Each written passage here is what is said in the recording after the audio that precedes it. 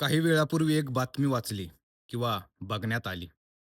अक्षरशः ती बातमी ऐकून, वाचून, बघून अंगावरती काटा आला.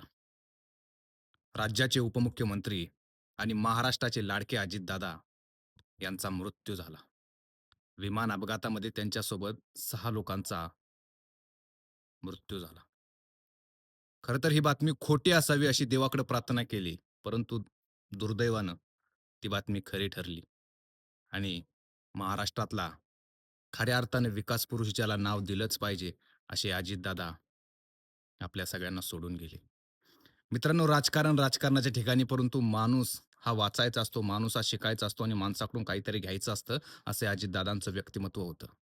पहाटे 6 वाजल्यापासून कामाला लागण्याची त्यांची पद्धत आज त्यांच्या जीवावरती बेतली.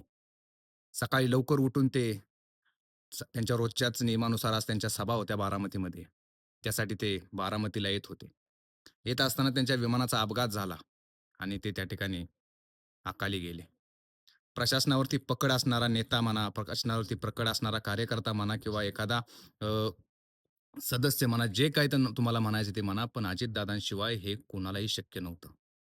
पवारसाहेबांकडून घेतलेले हे गुण अजितदादांचे राजकारणामधले नेहमीच सगळ्यांना आवडत होते.